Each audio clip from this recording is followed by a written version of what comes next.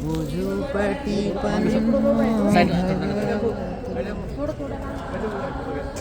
आम्हाला तू काय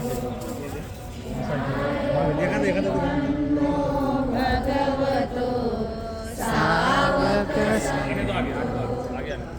कुछ नहीं करते हम। हाँ कुछ नहीं सर ठीक है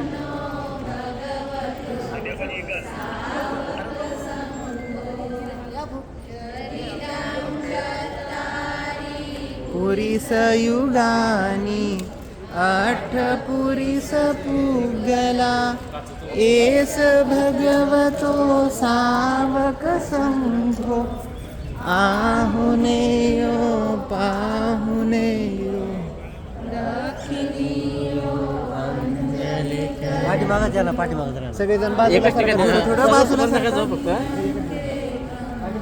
लोक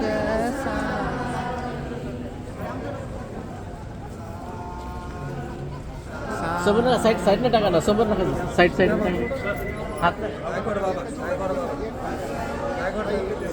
सावक संघो उजुपटी पन्नो भगवतो सावक हात संघो नका लावू हात नका लावू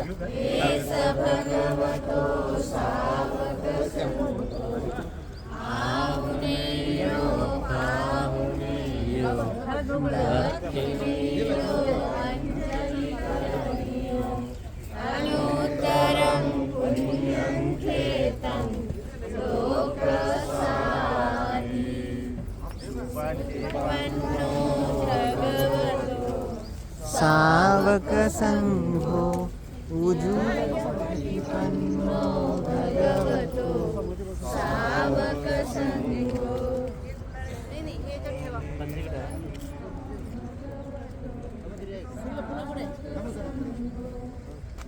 गुलाबाचे फुलं अठपुरीस पूजला सावक संघो आहुनेयो पाहुनेयो दक्षिणेयो अंजली करणीयो अनुत्तरं पुण्यं क्षेत्रं सुपटिपन्नो भगवतो सावक संघो सुपटिपन्नो भगवतो सावक संघो न्यायपटिपन्नो भगवतो सावक संघो सामीचिपटिपन्नो भगवतो सावक संघो यदिदं चत्तारि पुरीसयुगानि अष्टपुरीस पूगला एष भगवतो सावक संघो आहुनेयो पाहुनेयो दक्षिणीयो अंजली सागर बोलत आहे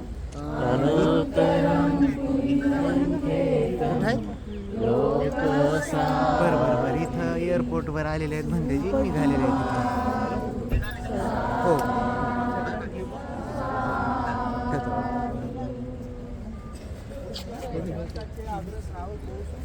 म्हणजे आग्रह धर्मधर बहुश्रुत म्हणजे पूज्य आनंद आनंद भंतेजी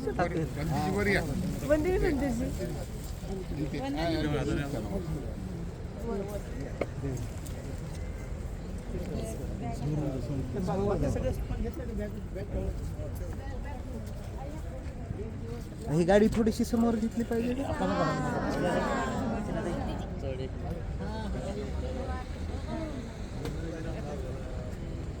आपण सगळ्यांनी बघितलं असेल की गुरु भंतेजीची खूप अनुकंपा आहे की गुरु भंतेजींनी स्वतः एक पूज्य अनंत आनंद भंतेजीच्या धातूवर खूप मोठा स्तूप बनवणं सुरू आहे. म्हणजे जवळजवळ एक 200-300 करोडचा असेल, खूप मोठा आहे.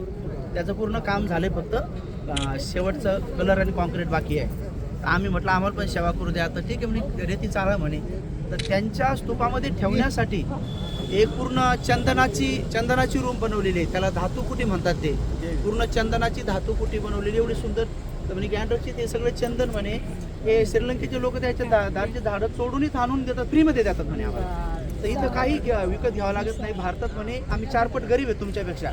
म्हणजे इथले लोक 4 पट गरीब आहेत, पण लोक धर्माबद्दल किती श्रीमंत आहेत म्हणे, किती आतून त्याला श्रद्धा आहे. ते सगळे झाडं बिडं सगळे आणून ठेवले. तर अजून किती आहेत बघ म्हणे. तर ती तुम्हाला व्हायरल केले मी व्हिडिओमध्ये. तर ती सगळी चंदनाची कुटी आहे आणि त्या चंदनाच्या कुटीला प्रत्येक ठिकाणी माणिकण रत्न लावलेले आहेत. माणिकण रत्न.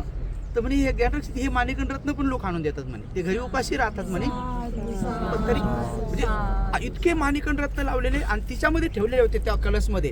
तर गुरु म्हणते जी म्हणे की अभी ये बार खोलना तो कठीण आहे, तुमको अगली बार देंगे म्हणे. तर मी पण मनात संकल्प केला होता. तर मग त्यांना खूप असून उत्पन्न झालं की नाही दिलं पाहिजे. त्यांनी स्वतः तो कलश सगळ्या 4 भिक्षूंना बोलून खोलायला लावून तिथून खोलून त्या पूर्ण व्हिडिओ आपल्याकडे 17 मिनिटाच्या जवळजवळ आपण सुंदर केलेला आहे. म्हणजे अजून त्यांच्या स्तूपामध्ये पण ठेवल्या नाही तरी ते म्हटले की गँडरशी तुम्ही बहुत अच्छा काम म्हणजे इकडे करतात. ते सगळे आमच्यासोबत जवळजवळ 30 लोक होते ह्यावेळेस. त्यांनी तिच्यामधून काढून जवळजवळ 8-10 आहेत तिच्यामध्ये. तर आपल्याला 2 त्यांनी दिलेले आहेत. तो आपण आपल्या स्तूपाचं काम आपण सुरू करणार आहेत. फक्त एवढ्यासाठी तिकडे गेलो होतो की भगवंताच्या धातूची आनंदात धातूची सगळ्यांची पूजा करून पुण्य करून आपण आपलं काम सुरू करावं. कारण ह्या जागेची विशेषता अशी आहे की पूर्ण भारतासाठी सगळ्या जगासाठी ही जागा विशेषता हे ठरणार आहे. म्हणून आपण कुठलंही काम पुण्य केल्याशिवाय सुरू करत नाही. आणि म्हणून आपण संगगिरी महास्तूपावर हे दर पौर्णिमेला दर्शनासाठी ठेवण्यात जाणार आहेत. आणि तसं रोज बी येऊन कोणी बी समजा दर्शन केलं तर त्यांना बी समजा कलश दर्शन केलं जाईल. परंतु ज्या धातू खोलून दाखवले जातील तर त्या पौर्णिमेला दाखवले जातील. संगगिरी महास्तूपाचं काम आपलं लवकरच सुरू होईल. आपला नकाशा डायग्राम सगळं झालेला आहे. गुरु जी बोलले की आप तुम्हारे पास इतना सब कुछ पुण्य है तो काम शुरू करो. नहीं समझने वाले लोगों के प्रति मैत्री करो. ये तो नहीं समजता है. गुरु जी ने 40 स्तूप बनवले तिथं 40. तर गव्हर्नमेंट एवढा सन्मान करते की 40 स्तूप बनवणं साधी गोष्ट नाही. तर म्हणे गँडरक्षित हे सगळं स्तूप बनवण्यासाठी पण पैसे नाही लागत म्हणे. प्रत्येक एका गावचे लोक श्रमदान करायला येतात. आज ह्या गावचे उद्या त्या गावचे. तर इथं विटाला रेतीला सिमेंटला ह्या मिस्त्रीला सुद्धा पैसे द्यावे लागत नाही. असं आम्ही उभे करतो म्हणे. एवढे भव्य दिव्य उभे करतात. तर आपल्याकडे बी आपण एक दिवस सगळ्यांना श्रमदान करण्याची संधी देऊ. ठीक आहे, कॉन्ट्रॅक्टरला देऊन टाकू. तुम्ही एखादं टोपलं टाकायसाठी एक वीट लावण्यासाठी यायचं आहे. आणि पूज्य अनंत आनंद भंतेजी बहुश्रुत होते. म्हणजे खरं धम्म जर आतापर्यंत आला असेल तो पूज्य अनंत आनंद भंतेजीमुळेच आलेला आहे. कारण 84,000 गाथा त्यांची एकट्याच्याच पाठ होत्या. म्हणून आपण फार महापुण्यवान आहोत की बाबासाहेबांच्या पुण्याईनं आपल्याला सगळं धम्म भेटला. आणि निश्चित स्वरूपामध्ये हे काम होणार म्हणजे होणार आहे. कारण भारत बौद्ध होणार बोधिसत्वाचं वाक्य आहे, ते आपलं थोडी वाक्य आहेत. तर आपलं काम आहे की आपण बोधिसत्वांचं ते वचन शासकीय लेवलवर देशाच्या लेवलवर तिरंगी ध्वजावर जगात कुठेही नाही. भगवंताचं चक्र, सारनाथची मुद्रा, त्यानंतर राष्ट्रपतीच्या पाठीमागं धम्मचक्र पवताना आहे, स्वातंत्र्य समता न्यायनीती बंधुत्वावर आधारित संविधान. तर मला वाटतं जगात असं कुठलंही बौद्धमय देश कोणी बनवून गेले नाही. बाबासाहेब बनवून गेलेले आहेत. हा देश बौद्धमय करून गेलेले आहेत. फक्त आपल्याला तो आचरणात घराघरात आणायचा आहे. लोक अष्टसिलधारी बनवायचं आहे, आपलं मंगल करायचं आहे. ठीक आहे, सर्वांचं कल्याण. आमच्यासोबत आमचे मीनाताई खंडागळे पण, मस्के बाबा आणि सूरज होते. बाकी आम्ही 4-5 जण विमानानं आलो. बाकीचे ट्रेन येऊ लागले सगळेजण. आम्ही ट्रेनच येणार होतो पण मी राहिला विमानानं. ठीक आहे, चला मग या श्रावस्ती बुधवार दर्शनासाठी येऊ.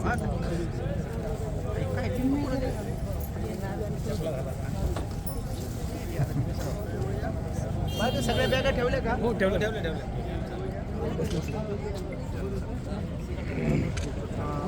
मला एक छोटा प्रश्न आहे विचारायला. ही गाडी